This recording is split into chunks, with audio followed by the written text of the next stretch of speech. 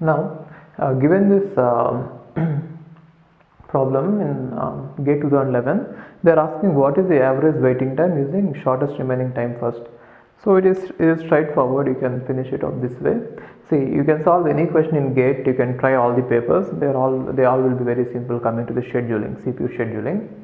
Now, the arrival time of the first one is at 0, and the burst time is 9. But what did I say? You are supposed to execute it for 1 unit and then wait and see, right? So P1, since there is only one process at 0, I am taking it, right?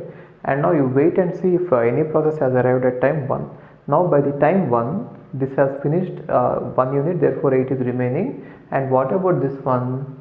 P2 has arrived, right? So now P2 is having a time of 4 and then P1 is having a time of 8. Therefore, which one is minimum? Clearly minimum is 4. Therefore, minimum will be scheduled first, next. Shortest job will be scheduled next, right? Therefore, P2 will be scheduled and it will run for only 1 unit of time. Therefore, it is going to be 3, right?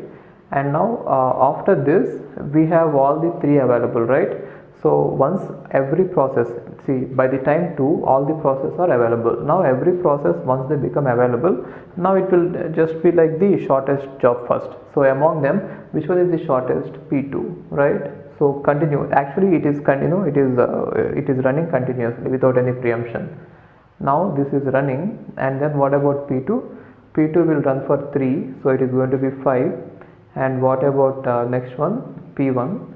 P1 will run for 8, therefore it is going to be 13, right? And then P3 will run for 9, therefore it will be 22, right? Fine. Now once you have finished it, you can write the completion times here. They are asking about the average turnaround time, so you have to find out the completion time, then the turnaround time. Okay, average waiting time, completion time, then turnaround time, then waiting time, right? Now what is the completion time? For P1, see, I told you that always you find out the completion times from the right end. So the last time wherever a process has occurred, that is the completion time. In order to find out P1, this is the last time where P1 has occurred, right? So P1 is showing a completion time of 13 and P2 is showing a completion time of 5 and P3 is showing a completion time of 22, right? Therefore, what is turnaround time? I told you that turnaround time is completion time minus arrival time.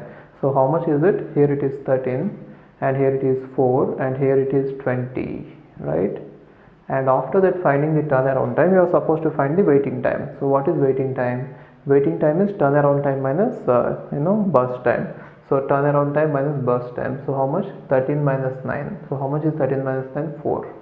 And how much is waiting time for this one? 4 minus 4, which is 0, which means P2 didn't wait at all.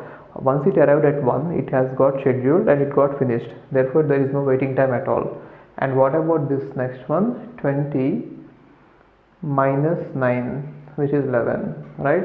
Therefore, what is the average waiting time? Average waiting time is 15 by 3, which is 5.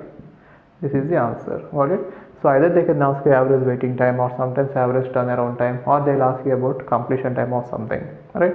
It will be straightforward. There is nothing much about it. Got it?